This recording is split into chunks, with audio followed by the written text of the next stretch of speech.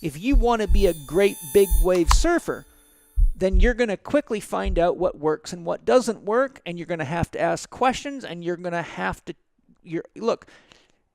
Hegel was a great philosopher. Hegel showed that all ideas go through 3 stages, which I would add a 4th stage to. First is thesis. Your dream is a thesis. I want to become a great podcaster and share great messages with the world. That's the thesis. Well, then you say, well, let me do it. Oh, well, you need special equipment. And you need somebody to listen to your podcast. So you got to market yourself. And you got to have interesting guests or no one's going to listen. And you find out, well, I'm really going to have to develop myself to know how to ask good questions. I have to learn how to lead an interview. I've got to find great people to capture it on film. I've got to study relationships, because if I don't have good relationship skills, I won't be able to maintain relationships with the kind of people that I want to interview. Do you see my point? Absolutely. So the antithesis is the work of becoming, of crafting yourself, right? When they asked Michelangelo, how did you carve David? How did you do that? He said, I just cut everything out of the way that was in the way of my vision of David. What's he saying? The potential was always there. It could have been David. It could have been Madonna. It could have been anybody. But he cut out what was in the way of his dream. So the antithesis is being honest about looking at our own beliefs and our own behaviors and saying, is that congruent with my dream, or is it a negative force? You know, if you have a big enough dream, you don't need a crisis. So where's your crisis getting in the way of your dream? Step number 1, what is my dream? Step number 2, where am I out of balance relative to my dream? If I'm eating, sleeping, or lack of sleeping, lack of moving or too much movement, or thoughts in my head that are contradictory or self-defeating, then that's throwing me out of balance. So once, and that's my book, How to Eat, Move, and Be Healthy, especially the new one that has the 4 doctor sections in it, takes you through a very good analysis of which systems in your body are in or out of balance, and it shows you exactly what to do about it. And the first thing you got to do to accomplish any dream is get your body healthier. You won't have the energy to make the changes. You won't have the energy to do the work of creating a dream worth living. 2, a sick body has sick emotions, and that's a hard road. And a sick body has a sick mind. The mind and the body mirror each other. As above, so below. As below, so above. When we really get committed to creating beauty, or to creating something meaningful for ourselves, or to doing the things that give us the opportunity to feel engaged and to feel inspired and to feel loved and to hang out with other people that inspire us and engage us, then we start becoming an inspiring, interesting, engaging person, and everybody you run into, it rubs off on them, right? The greatest teacher is the silent teacher. The greatest lover is the silent lover. How many times have you been in a supermarket or some store somewhere or standing at a car wash and you saw somebody get out of their car and you knew instantly whoever that person was, they were a badass athlete or they were a highly intelligent person. You could smell it in the air. It's a sense. You have a sense inside of you. That's what it means. The silent lover, you see some old lady walking through the shopping mall, but somehow you know she's a wise old woman and there's something unique about her. She hasn't said a word. This is truly the definition of vibration. Like we all emit vibration. Hey, there is nothing but vibration in the Everything's created vibration. universe. Even this table, even though it looks solid. It's scientifically proven. If people just pay attention to what science has shown them, what is an atom? You look into an atom, it's 99.999 to the 9th decimal point empty. It's a field of vibration. Yeah. And what do? We can show you in 2 seconds using muscle testing. All you got to do is think the thought, I'm strong, and just muscle test yourself. I'm strong, I'm strong, I'm strong. And then say, I'm weak, I'm weak. And no matter how hard you try, your body believes your mind like the word of God. So getting your mind right is important. But if you keep poisoning your body, then you have a bunch of sick cells that go into a state of fear and they commandeer your survival reflexes jack up your adrenaline and cortisol, put you into fight or flight reaction. And as I tell my students, it's never a wise idea to throw in a cartwheel when you're running from a lion, which means don't try novel things when you're sick or broken. Yeah. Because you have to stay totally focused or you're going to die. The basics are not sexy, but the basics are so important. The Eating, basics moving, and sleeping, right? They're simple. Your 4 doctors, in the sake of time, just people are going to dig into the show notes, but tell us the 4 doctors and when did that come to you?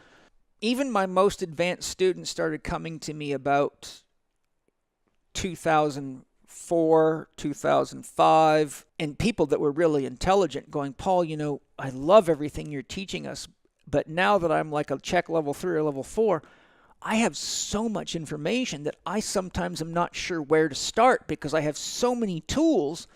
How do I know where to begin? And I realized, wow, okay, I have a lot of clinical experience, so I already have this process built into me, right? I'm like a skilled mechanic that knows when to use the tools and for how long. So I realized I have got to figure out a way to synthesize this material down into a simpler system so that they gather the most important information first, because then they know what tools to use to help people get to the simple path. And so I started meditating and just saying to my soul, I need your help to simplify everything that I've learned or that we've learned. I talked to my soul as a partner. And it was interesting because I'd had this course on herbology on audio CD that I'd had sitting in my library for a couple of years, and all of a sudden my soul directed me to this course. I just felt like I was being pulled over there. And at the time I wasn't really that interested in herbology. I was too involved in other things. And I'm listening to this course, which I do while I exercise because I like to study while I move. And all of a sudden the herbologist giving the course said, there is a Roman proverb. The Romans believed whenever anybody got sick or had health problems that it was one of 3 doctors. Dr. Quiet, which meant they weren't getting enough rest. Dr. Diet, which meant they were eating things that were making them unhealthy. And Dr. Happiness, which means that they were doing things that didn't inspire them. And I immediately had a light bulb go off and go, aha, that's very correct, except they're missing one doctor, Dr. Movement, because back in those days, people were, it was... They just moved for life. Well, it was a workout just to do your laundry. Exactly. I mean, people weren't sedentary. And I immediately realized why my soul wanted me to listen to the course. And so I wrote that down, and I took all my teachings, and I broke it, all the mental, emotional, and the conscious development stuff, and the dream development stuff, became Dr. Happiness, which correlates to the mind.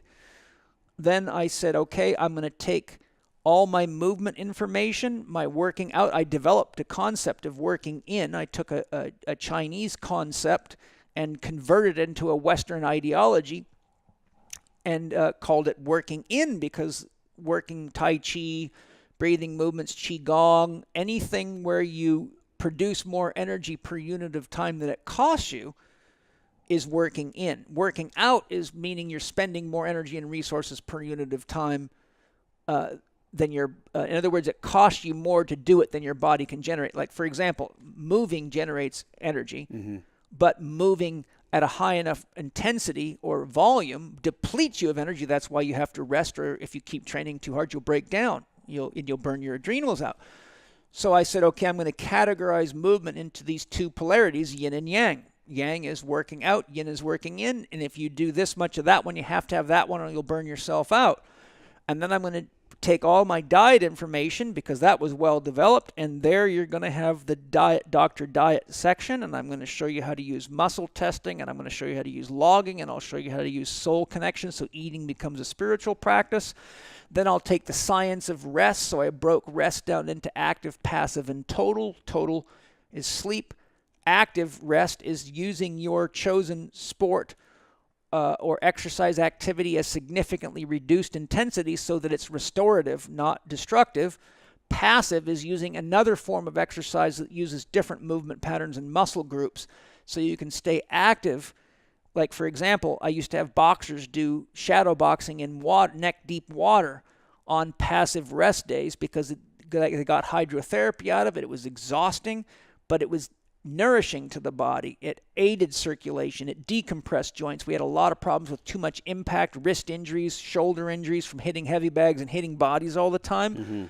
So I implemented swimming and hydrotherapy exercises on each week. We would do that, and that caused a significant reduction in their discomforts in their body. A distance runner might, for example, do some rowing. They might use a rowing machine. They might do some light weightlifting. They might take a yoga class. Those would be effective forms of passive exercise. So I taught my students how to use the science of rest, how the hormonal cycles follow the sun and the moon, why you have to get to bed. All this is in my book, How to Eat, Move, and Be Healthy. It doesn't matter how late you want to stay up. The sun's moving, and it's governing your hormonal system, and you're driven by the environment. Your inner experience is driven by terrestrial and extraterrestrial forces far greater than you, and if you don't stay in tune with them, you are going to pay the price. And all the pills at the doctor's office are usually just compensations for not being in harmony with the wisdom of nature. So I basically built out, which then became my book, The Last Four Doctors You'll Ever Need, which was interesting because right around that time, I had just gotten a phone call from one of Dan Millman's publishing people, and he had done The Way of the Peaceful Warrior, and they wanted to find somebody that had some good holistic information to sell with his book. And I don't know what their connection was to him, but that was what they told me. And so they were selling his book and a few other ones, and they asked me, would I produce, they said they'd been surveying the market and found my stuff to be the most holistic of anything they could find out there. And so I said, yes, I will actually write you a book called The Last Four Doctors You'll Ever Need. And I wrote that book in 1 week while I was teaching a holistic lifestyle coach level 2 class at an eco resort in Australia. And now that book is inside of How to Eat, Move, and Be Healthy. No, the key points are, the book's got much more in it, but I took the key fundamentals and put it right into the beginning of How to Eat, Move, and Be Healthy. So you apply the 4-doctor model. You identify what your dream is. You use the questionnaires in How to Eat, Move, and Be Healthy to identify where you're out of balance, because that's step number 2 in my system, is where am I out of balance. You then go through each of the doctors. I explain what they mean, and I show you how to determine how to develop core values. So my core values around movement are, my core values around food are, my core values around rest are, and my core values around what is happy making for me. And as I say to my students, your yes has no value until you learn to say no. And until you know what your own value system is, you'll eat anything, you'll stay up late at night, you'll poison yourself, and you'll work at a job that doesn't make you happy because you haven't learned how to say no to move your energy in alignment with your dream. So I wrote the 4 Doctors ebook, and then I had a shocking experience. I had even some of my more advanced students and even instructors coming back to me and going, oh my God, Paul, I read the 4 Doctors, and now I actually understand so much more about what you were saying and How to Eat, Move, and Be Healthy. And I'm like, oh, you're kidding me. You're telling me that reading the 4 Doctors helped you understand how to eat, move, and be healthy? I mean, this is, 10, 15 years ago or whenever. Yeah. And so what I realized is that I had fallen into the trap of the American mind or the Western mind always valuing complexity. And that if it wasn't, see, when I started talking about water and breathing, people just went to sleep in class. Yeah. So what I had to do is I had to razzle-dazzle my students, and I fell hook, line, and sinker. So I started keeping them entertained by dazzling them with very technical, elaborate information. You had to make a living. I did, but I learned that they weren't practicing what I was teaching them because it wasn't interesting and complicated enough, and they took it for granted. And so what happened is when I actually explained the simple with much more detail, which in these more advanced classes I didn't do because I made the assumption that they knew how important sleep was. They knew how important breathing was, things that we would talk about as it relates to what you do with patients. I was already doing all this. I was a master of this stuff. I made the assumption that if they were in an advanced class, that they knew this and that they were doing it. And I could see right away a lot of them weren't. And I pulled many of them aside and say, look, what are you doing telling people how to breathe better when you can't breathe? What are you doing telling people to eat better when you're covered in zits? But the key point is, once I wrote the 4 doctors, it expanded the concept enough to click in their head. Yeah. And then they would read How to Eat, Move, and Be Healthy. And I've had people tell me they've read that book 10 times and they still see lots of stuff that they missed the previous 9 times. And I say, well, look, let me tell you.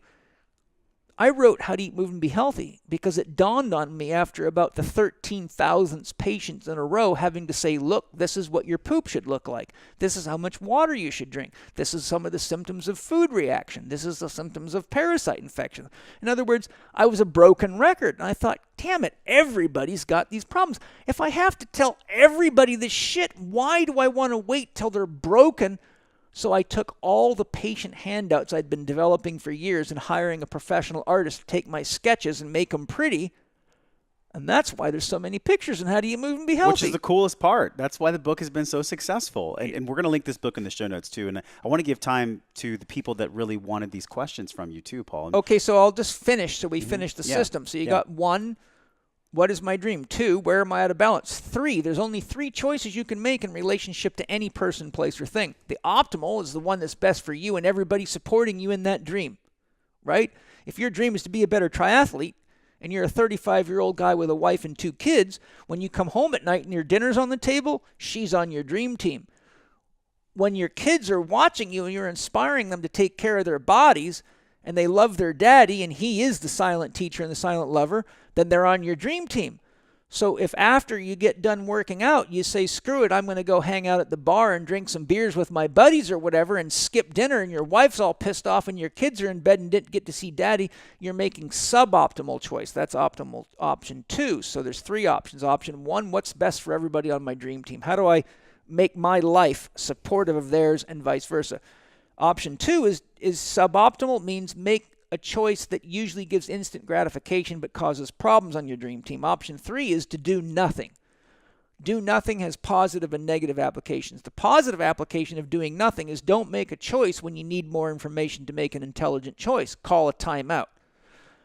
The other option is if you're in a heated argument with somebody and you're not able to communicate with that person or stay connected to them and things are starting to go south, call a timeout. Simply say, I feel like we're getting further and further from each other, and because I love you or because I have respect for you, I need to call a timeout, and I'll come back when I'm composed and we can do this productively. Yeah. So that's the 2 positive options of doing nothing. The worst thing you can do is be apathetic, to not care. To be apathetic means to not care. So you just eat your crap and stay up late at night and, poor me, and you hear about so-and-so having this problem and you just don't give a shit. That's apathy. That's the opposite of love. Most people think hate is the opposite of love. It's not. Apathy is.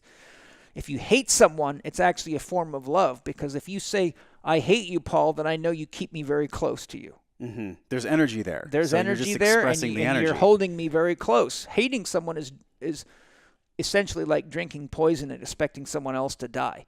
Hating is not the opposite of love. The opposite of love is not caring. And we're at a place right now where so many people are apathetic to the situation of the world. They don't realize that that is a choice. To not choose is to choose. And I tell people, if you want to see how powerful not choosing is, when the bill for your car comes in or your mortgage bill comes in, just do nothing. And see how long that lasts before someone comes and takes your car away and moves a furniture truck to take your stuff out of your house and sell it, and you'll be in a jail cell, all for doing nothing. Step number 4 is there's only 4 doctors: Dr. Happiness, Dr. Diet, Dr. Quiet, and Dr. Movement. So what's my dream? Where am I out of balance? What choices am I willing to make to live those 4 doctors? Which means I establish a clear set of core values that are dream affirmative, and I know when to say yes and I know when to say no. And that is how you change the world. And that's fully how you change the world. And so many people are working towards having these be in place, yet When we come to our first question, it's actually Chad from the Paleo Secret. Yeah. Love Chad so much, Chad Walding, Dr. Chad Walding. He asked you specifically, I'm really interested in what Paul has to say about depression. Yeah. It seems to be getting worse in our society, especially in men.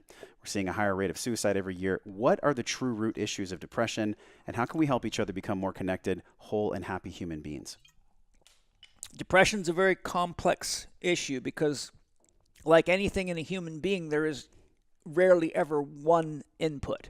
If you're walking on the street and you stub your toe, well, it's because you didn't see that the sidewalk was elevated. So we can narrow that right down. But when you say what causes depression, well, let me ask you this.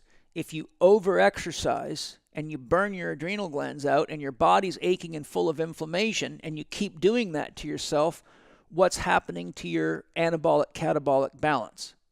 Better or worse? Completely worse. What's happening to your level of sympathetic versus parasympathetic balance? I mean, you're going to be in sympathetic all day long. Good. So you see what's happening? Mm-hmm. The animal of you is constantly trying to tell you through pain and discomfort to stop doing that.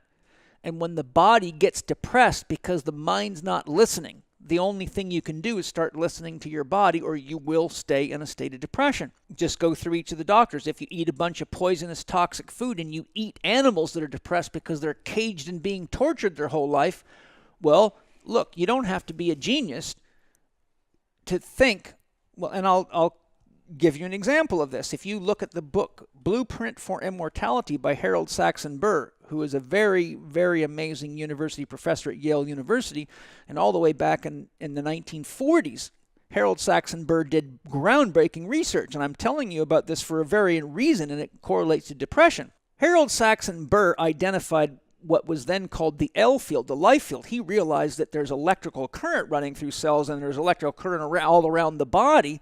So he was probably one of the first ones to actually scientifically document that there was an energy field running through and in the body. Of course, the Tibetan monks knew this 900 years ago, but that's not the point. So he had this idea, knowing that water's a conductor of electricity, and I'm sure he had other thoughts. He thought, I wonder what'll happen if we water plants with water that's been held onto by healthy students and water that's been held onto by mentally sick people. So he got a whole bunch of seedlings, all of the same plant genus, broke them into two groups, and he got glass jars of mason jars of water, and he had his students in his own classes hold on to the water for 2 or 3 hours, and then he watered that. The one group A, from his student base. Then he took mason jars to hospitals, to psych wards where people were locked up, and he got them to interact with the water as much as he could, and he watered group B with the same water from the same tap, but held by psychologically ill people, and he grew those plants. And when you look at the pictures of the plants that were watered by the water that was held by psychologically ill people, it'll shock you. The plants did not grow toward the sun. They were crooked. Their branches, they all looked like crippled people. They were all tangled, and their plants often grew down toward the earth, not toward the sun. And so the only difference was the water, and the difference in the water was the energy. And remember I said earlier in our show, water has an almost infinite capacity to carry information. And so the psychic information about their state of mind and their emotions was imprinted into the water. And when he watered plants with it, it made the plants sick, and they didn't even grow toward the sun. Now let's go back to this fact. What percentage of the food people are eating, from the eggs they're eating to the chickens they're eating to the fast food restaurants to the steak that you're buying, everything raised on a corporate farm is animals being tortured, drugged up, full of antibiotics. Look, they have approved dead animal remains, sawdust, engine oil, cement dust, and many other things are allowed to be fed to animals on commercial farms. And what do they find? It fattens them quicker. Why? Because it's poisoning them. But when they sell animals, they don't do body fat checks and pay them by the pound of lean muscle. So they've actually figured out that you can use animals as receptacles for junk. They give all the grains that have high levels of mycotoxins that can't be fed to humans. They feed them to animals in commercial farms. So you fill them full of fungal mycotoxins.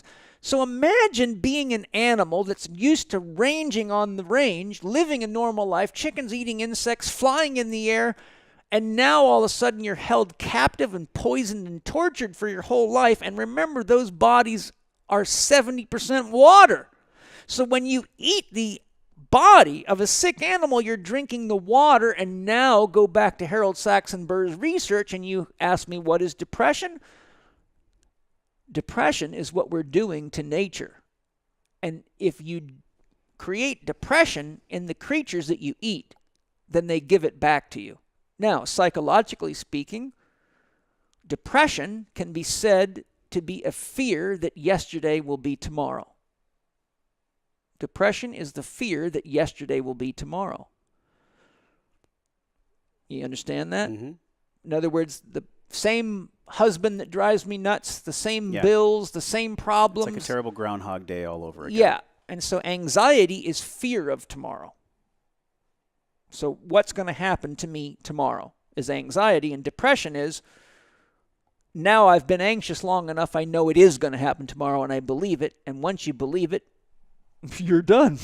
You're depressed, and you know, barring a good shamanic ceremony that wakes you up, or a crisis that forces you to look deeply into yourself and figure out what God really is, instead of reading books that make people depressed called religious books. Well, it's interesting. Chad just got back from 40 days of ceremony in the jungle, which he has all over social media. I want to go to the next question. This is from my brother, James, my blood brother. We better do a good job then. James said, Paul, how do I carve out time in my busy schedule? I know it's important to stay disciplined and consistent, but doing exercise, all these things get in the way of it happening. The spirit is willing, but the calendar is packed, especially as a parent of 3 children. I could totally visualize him saying that. Yeah. Well, look, I'm a father. I have a 38-year-old and a 2.5-year-old. And what he's asking about is the Western conundrum. So when people come to me in a crisis state, which is a lot of them, the first thing I do is say, get out a calendar. And your homework is to identify when you're going to eat a proper meal, breakfast, lunch, and dinner. You're going to write on your calendar what your preferred time for exercise is. You're going to write down when you're going to go to bed. You're going to write down when you're going to give yourself unbound play. If you got kids, you're going to write down what time you'll be home so you can eat with kids, or when you're going to play with the kids. You're going to write down when you're going to do your spiritual practice to worship life and celebrate life and connect to that which is greater than you.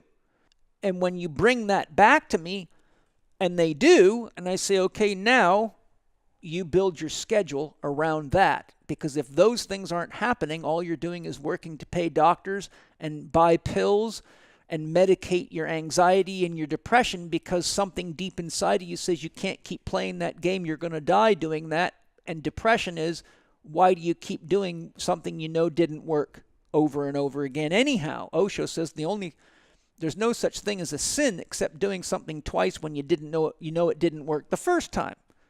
Osho also says God is a verb, not a noun, meaning we got to stop talking about God and start being more loving and more godly, and we got to start with ourselves. I teach, we all. So the answer is, you have to decide what's important to you. And if that job that you have, your brother has, won't allow him to live that way, then he's got to find a different job that'll allow him to live that way. If he's got to sell his house and move somewhere where it's less expensive to live so he can actually live, then that's what you got to do. Cut your overhead back, get clear on what is life producing and what is just working to keep rich people rich and burning you out. Or you're always going to have those problems. And I've had people second mortgage their houses to come see me. I've had people have to change jobs, and spiritual growth and development is scary, but it's not as scary as living a life not lived. I think that was probably like the biggest comment for me of our whole conversation, because it almost made me like have a cry feeling, because I've seen James suffer, and I've seen a lot of people in his place. Millions of men and women are in that suffering. Of course. Where they care about their family, they want safety and security, they want to be in a place where they can provide. It's not just about them anymore. Mm-hmm. Is it the same narrative with the scheduling and the calendar, or is there any other pieces to that recipe? Well, of course, but this is a podcast, and in therapy we go into a lot of stuff, but you have to look at what the word worship means. What is sacred to you, right? And what happens is when money and stuff becomes more sacred than having the energy to make love, play with your kids, go to the gym, breathe, move, and meditate, well, then you get exactly what you energize. So the point that I'm making is, this is a spiritual call to get clear on what the word sacred means and what is it that you're worshiping. And you can see what you're worshiping by where your money goes and where your time goes. And so as Joseph Campbell says, if you want to know what your God is, look what you cannot do without for 2 or 3 days. Well, if you look at the statistics that show that about 98% of the U.S. population is one paycheck from bankruptcy, we're worshiping stuff, not life. And you look at the average person spends something between $7,000 and $9,000 a year on medical care. Well, if you spent that on organic food and vacations and trips to the dance hall, remember the questions the shaman asks? When did you stop singing? The dancing, the storytelling, when did you the stop love? dancing? Yes. When did you stop enjoying stories? And when did you stop being alone? A lot of these people make themselves super busy because they don't want to be alone with themselves. Why?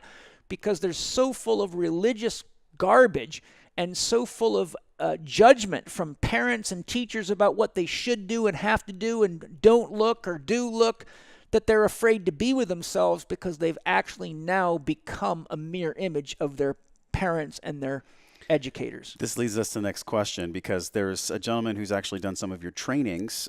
He finds himself listening to hard rock like Slipknot and different rap music where they're talking about like bitches and money. Yeah.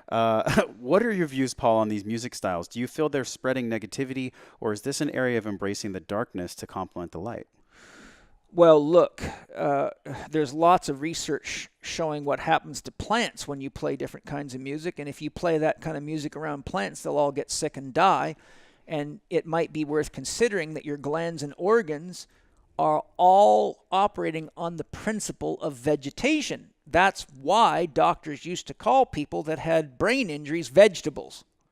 When your brain is damaged, you become a vegetable, because it's not an accident. The glands and the organs of the body operate on the principles of the vegetable kingdom. Steiner and others have shown that very clearly. So the point that I'm making is, we talked about the fact that everything in the created universe is based on vibration. Each gland and each organ and each chakra system has a frequency range. So your liver has a range of vibration that it operates normally in. And a person who has got a state of disease, dis-ease, means that the organ system is amped up so high it can no longer repair itself. It has to go into a rest mode where its frequencies drop down, and it goes into sort of a recovery mode, a healing mode. When you're listening to music that pushes the system out of its harmonic frequencies, it's like hitting the keys on a piano with a hammer instead of a finger. It doesn't make music, it makes noise. So one of the things that happens is when you eat sick animals and you hang around with unhappy people and you watch garbage on television, you actually find yourself listening to music that is in a harmonic resonance with the darkness that you've brought into yourself. So you don't realize that the music that you're attracted to is an outer expression of your inner disharmony. And it may be, paradoxically, that we're using the law of similars. In homeopathy, if you have the flu, then you use a homeopathic medicine from a plant that induces flu-like symptoms, and the frequencies cancel each other out. So homeopathy is interesting because it actually uses a source of medicinal input that actually produces the very symptoms that you have.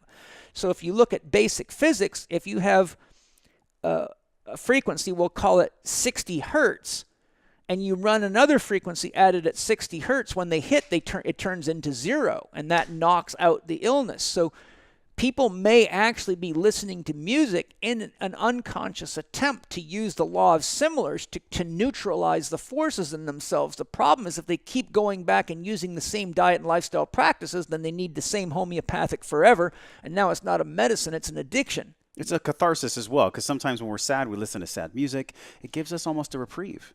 It can. Yeah. It can.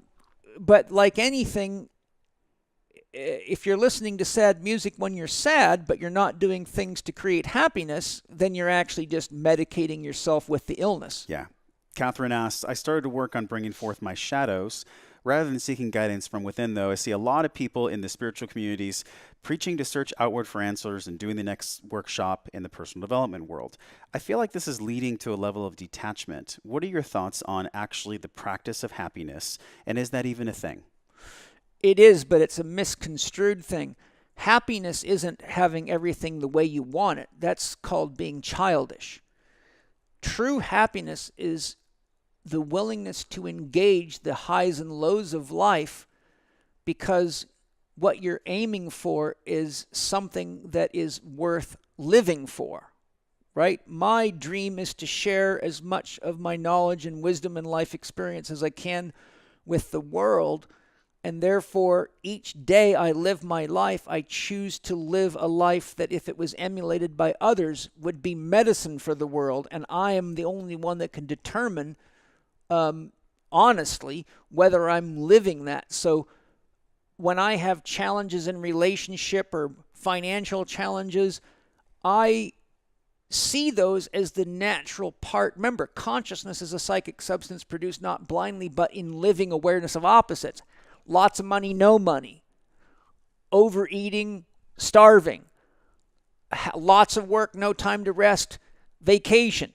So once we realize that everything that moves life into existence is these two polarities, and that remember, Buddha said the only thing that is a universal constant is change.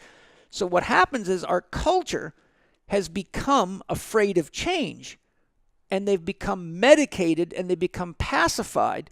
So when all of a sudden they lose their job, they're afraid that their life's coming to an end. But instead of saying, oh, well, this must be an invitation from the universe to find something even more exciting to do. But instead they go into a state of depression, they get pills, and now they're trapped and they're on some kind of workman's compensation or medical insurance, and they fall into a spin down because they haven't identified what it means to really have a dream.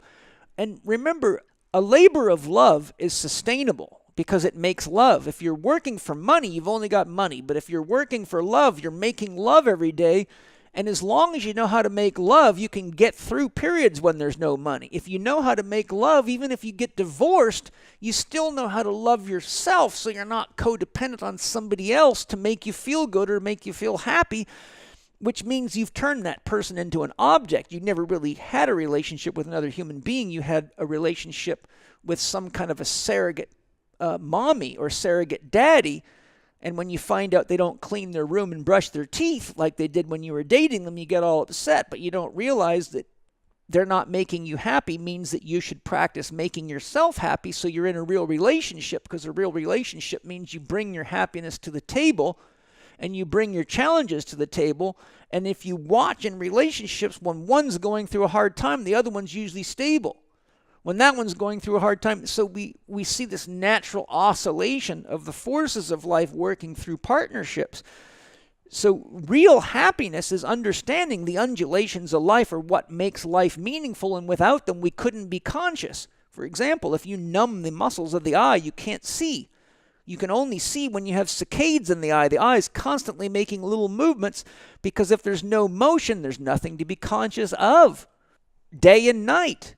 High and low, fat, wealthy, poor, beautiful, not so beautiful, strong, not as strong, flexible, not so flexible. You see, everywhere in life are these undulations of polarities because they're what the stuff of life is made of, and people have this false impression that happiness is the nullification of the undulation. That's pacification. That's to be on the hind tit of your mommy for the rest of your life. That's not what life is, right? I watched this in the military. You see all these young guys coming in like, I'm going to be a badass. Well, the next thing you know, there's bullets flying at them, and there's freaking out, going, oh my God, what did I do? What did I do? Oh my God, I'm going to die. Well, yes, dumb fuck, you joined the military. Did you think you were just going to get food handed to you every day and get to go to some nice clean gym and have everything be perfect? You see, what they were doing is they were joining the military to get a paycheck, but they never thought they would actually have to face the realities of war. Well, that's because you shouldn't have been there in the first place. If your dream was to be a soldier, then you want to engage war for the right reasons. So what happens is you get people coming back from the Gulf War and whatever, and they're all shell-shocked and all freaked out. And I have had to say to many of them, what did you actually think was going to happen when you joined the military? It's like being a boxer and not wanting to get hit. Well, that's a very big sign of stupidity, right? There's a big sign in the Callahan boxing arena where I was a trainer of the Army boxing team. It says the toughest 9 minutes in amateur sports, and it means it. It's the hurting game. So how does this relate to happiness? Let me ask you a question. This is an important question. If you could write down all the times in your life when things were just hunky-dory, when you were happy, you had plenty of money, your business was working right, your body felt good, and then I said, now write down all the times when you were really challenged, you were under stress, you were out of money, you were going through a relationship crisis, ... And then I said, Josh, I'm going to take one of those away from you. It's going to be completely erased from your mind. And before you do that, I want to ask you, which list made you grow more? Made you become more loving? Made you become more aware? Made you wiser? Was it the happy list or the challenge list? It was definitely the challenge. And I almost was like, no, you can't take away those lessons I learned. Exactly. I wasn't going to let you. So most people's idea of happiness is to avoid the challenges. And those challenges are there to teach you how to really be happy. And really being happy is not having mommy's hind tit or the perfect day. It's thesis, my idea of my day. Someone cuts you off in traffic and smashes the right front end fender of your car. Antithesis, then synthesis. I fixed my car and I learned to be a better defensive driver. Mm-hmm. And I added the fourth phase, which is rest. Right? So Hegel's philosophy is thesis, antithesis, synthesis. But if you look at the primordial cycle that drives the entire universe and it's embedded in everything, it's Om. Ah, oo, underscore. The entire universe at every level, from every breath to every chemical reaction in your cell. Ah, I awaken. Oo, I'm dreaming, which means you're living your dream. You're doing something. Time to rest and celebrate. Underscore. Gone. End of cycle. Thesis. I awaken. Oo. I have a plan. It's called a dream. And remember, if you want to make God laugh, tell him you got a plan. Mm-hmm. M. Celebration. Completion of the goal, dream, or objective. And you go to bed at night. Springtime. Oo. Summertime. Fall underscore winter. I love this metaphor. In our last two questions, it leads into it perfectly. Lewis asks, do you believe that masculine and feminine is a thing in 2018? And it actually brings up something on top of his question. Josh just published a video of Josh McMurtry and a men's group leader in our community, and it has over 100,000 views. There's getting lots of attention, and there's just a lot of hatred pouring into this even discussion around a man having masculine tendencies, a woman having feminine tendencies. There's a lot of people out there that just want to make men and women kind of the same from a polarity standpoint. Now, I disagree with that, but I'm curious how you could define polarity between men and women. Well, we have both polarities in us, right? It's just a small shift in the chromosomes that makes the egg turn into a female or a male. But a man has all the female hormones in him, and a woman has all the male hormones in him. It's just a relative ratio of percentage, and it has a very, very important differentiating effect on their psyche. And if you study Jungian psychology, the soul nature of a male is feminine. So you're a man, so your anima is your soul nature, and that's the feminine inner world. And a woman's soul nature is masculine. A woman has an animus. So every woman has her masculine potential within her, and every man has his feminine potential within him. I tell men, you're not truly a man until you can access your feminine. So you get all these badasses going to martial arts and kickboxing, and they just want to, beat their way through the world. And I say, look, the prisons are full of young men that were raised by parents that beat them all the time. And they didn't get enough of dad's love, which is his feminine potential. And a woman wants a man who knows how to love her both with feminine touch and feminine connection and masculine, vigor.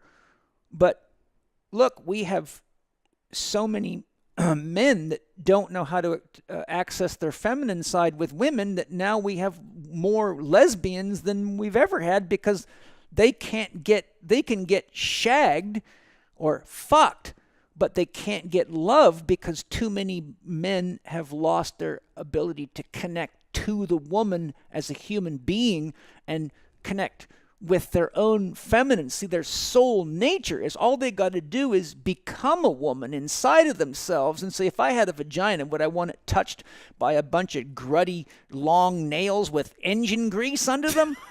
I mean, I look at the way most men handle themselves, and, right. And so the point you see that I'm saying is the woman has to access her masculine when it's time to tell a young boy no. Don't do that. You can't do that. When you have to stand up to a man, when you have to make firm decisions about the use of money, power, or control, a woman has to access her man. Like if a woman's in a business and some guy is being sexually abusive to her or disrespectful to her, if she just whimpers to everybody else, he's going to keep doing it. So she needs to be able to fire up that dragon once in a while and become a warrior, or she will get eaten alive.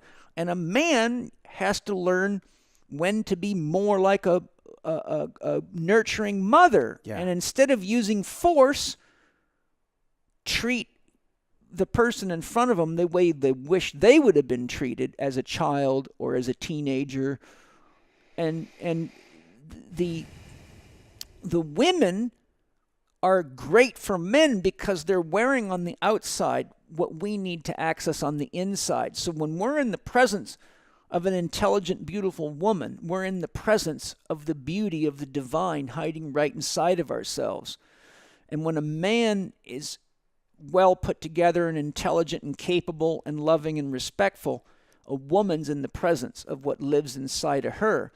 So through paying attention to people around us that exemplify a high level of physical, emotional, mental, and spiritual intelligence, they're radiating at us from the outside what lives inside of us and is accessible to us at all times and teaching us the qualities we have in us. Because ultimately there's only one mind and there's only one God, and those qualities are inside of us, and they're broken up so that we can actually engage them. Because if we were everything, then how would we know how to engage it? You don't know what you have until it's gone. Yeah. Right?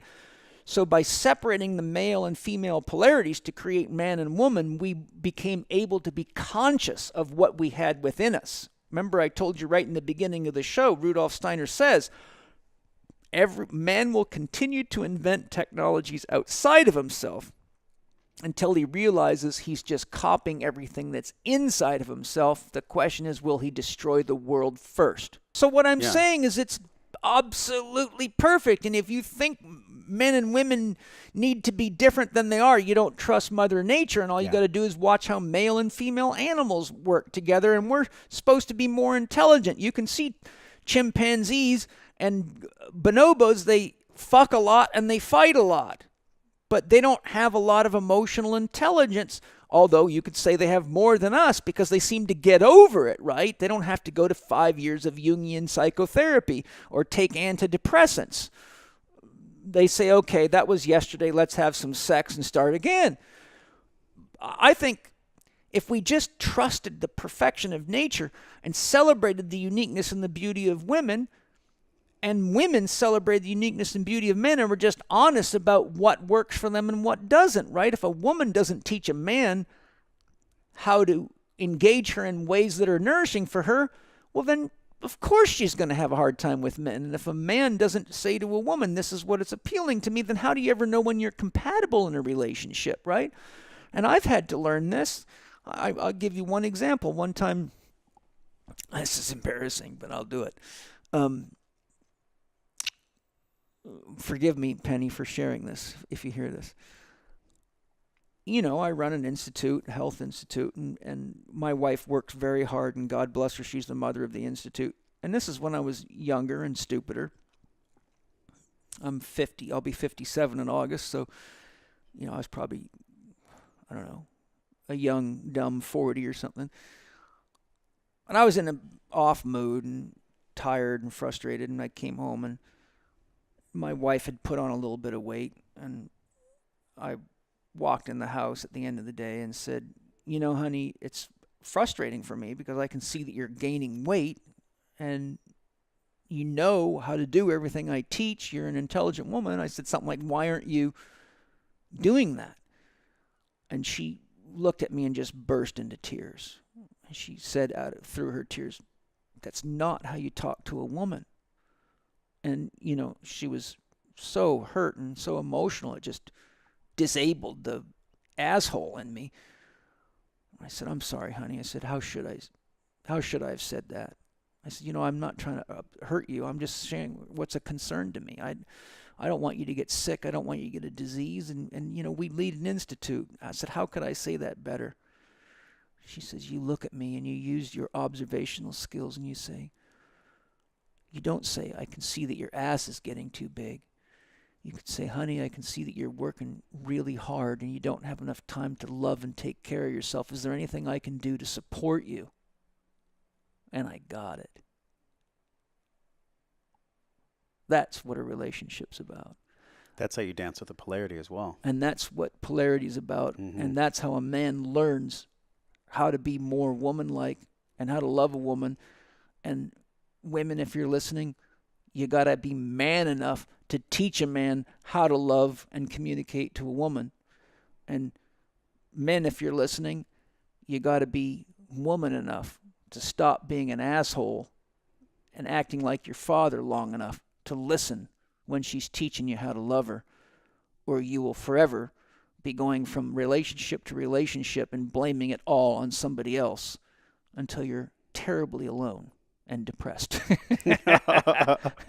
Paul Chek, holy shit, what an incredible podcast. I almost feel like we're going to break this in half because you went through half your library. Now, I have to ask you this question. I get to ask you this question. All right. Wellness. We always talk about physical and emotional on the show. In my opinion, I think, you know, from all the people that I've studied and learned over my 15, 16 years, I've just considered you to be the wellness godfather. Well, and I talked about this with my friends at Mind Pump as well, right? Yeah. How would you define wellness? How does Paul Chek define wellness? Wellness is the willingness to engage the realities of life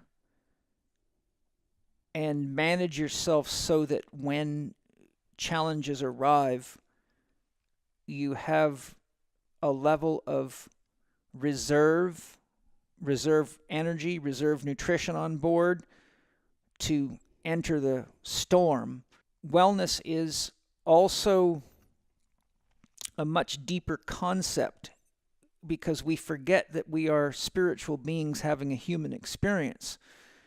And so people think wellness is the absence of disease or the absence of challenge, but that's a very immature view of wellness. And when you look at consciousness and the fact that you can have someone that's highly conscious as a pilot, but they don't know that much about food, right? Look, doctors go to medical school. The average medical doctor only gets 4 hours of nutrition training. So they might be a cardiac surgeon, but they don't know the three major, groups of fats, proteins, and carbohydrates.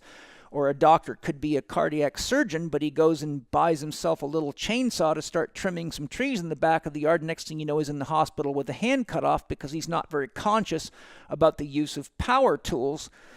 So what I'm sharing is that consciousness is a 360-degree spectrum.